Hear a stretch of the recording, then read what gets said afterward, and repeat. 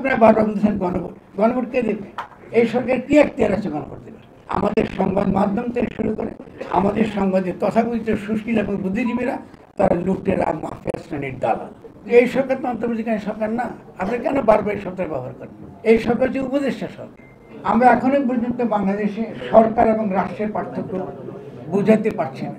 আমরা এখনো পর্যন্ত আমাদের সাংবাদিক ভাইদেরও বোঝাতে পারি না যে আপনারা যখন কোনো একটা প্রশ্ন বিশেষভাবে তোলেন, এটা কিন্তু রাজনীতির হয় ক্ষতি হবে অথবা ভালো হবে। আপনি যখন বারবার এই সরকারকে অন্তর্বর্তীকালীন সরকার বলেন না, আপনি সকালে তারা অন্তর্বর্তীকালীন সরকারের কিন্তু একটা লিগ্যাল একটা ধারণা আছে, তার একটা রাজনৈতিক একটা মানে আছে, মর্ম আছে। অন্তর্বর্তীকালীন সরকার তাকে বলা হয় ওই যে আপনার একটা পুরনো ব্যবস্থার পতন ঘটেছে, চলে গেছে, এখন নতুন একটা ব্যবস্থা যখন আসবে তখন কি হবে, এই যে পর্বটা এটাকে বলে ইন্টারিম গভর্নমেন্ট।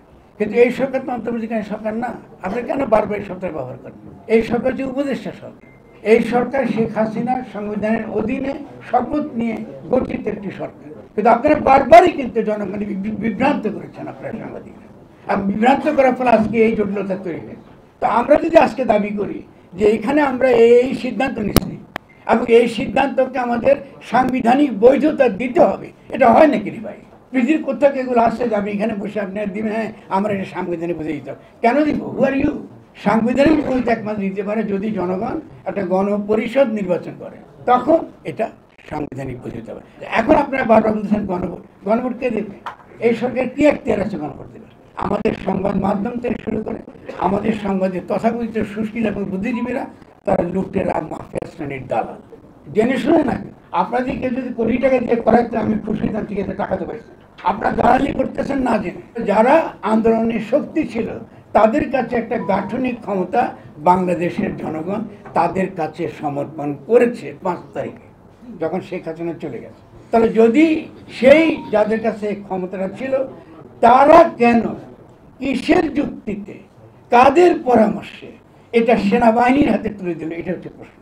খুব সহজ ব্যাপার যে তোমরা কিসের ভিত্তিতে, ওয়াকারুজ্জামান সাহেব একটা সেনাবাহিনী, তিনি একজন প্রধান, খুব ভালো, আমাদের সৈনিকদের মধ্যে বিশাল একটা অংশ গণঅভ্যুত্থানের পক্ষে, তারা বলেছে আমরা গুলি চালাবো না, আমাদের ছেলেদের বুকে, খুব ভালো, এবং তার ভিত্তিতে গণঅভ্যুত্থানটা হয়েছে। তাহলে গণঅভ্যুত্থানের চরিত্রটা কি ছিল? ছাত্র, পুরনো সংবিধান মানে শেখ হাসিনার সংবিধান যে ফ্যাসিস্ট ব্যবস্থার বিরুদ্ধে জনগণ আত্মাহুতি দিল, শাহাদাত বরণ করল, ঠিক সেই রাষ্ট্রটাই আবার রক্ষা করবার শপথ দেওয়াবার পথে নিয়ে গেল। আপনার তো 8 তারিখেই পরাজিত হয়ে গেছে। আজকে থেকে জনগণ যাদেরকে এই ক্ষমতা এনেছে, যাদের নেতৃত্বে তারা এই গণঅভ্যুত্থানটা ঘটিয়েছে, তাদের আদেশে দেশ চলবে যতক্ষণ পর্যন্ত না আমরা নতুন গঠনতন্ত্র প্রণয়ন করতে না পারি। শেখ হাসিনা আছে ভারতে, খুব ভালো বুঝলাম, ভারতে আছে। ভারত তার কূটনৈতিক কারণে, তার এম্বারাসমেন্ট, সেটা কূটনৈতিক বিপর্যয় তার জন্য সে হাসিনাকে ফেরত দেবে না, কারণ সে একদিন তাকে বন্ধু বলছে, সে সহজে বন্ধু দেবে না। কিন্তু আরো হাজার হাজার খুনি যে আছে ওখানে, ওদেরকে ফেরত দেবেন না কেন? আপনি আনতে পারলেন না কেন?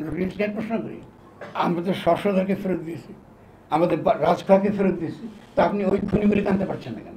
এই যে কথা কথা ভারত বিরোধিতা বলেন, তো আমি বুঝে গেলে যে আপনারা ভারতের সঙ্গেই কাজ করতেছেন, আর আপনারা এখন বসছেন নির্বাচন আপনার কথা বলতেছেন। এটা কিরকম আপনার আত্মঘাতী আপনাদের রাজনীতি দলকে আমি বলতে আছি, তারা রাখবে না।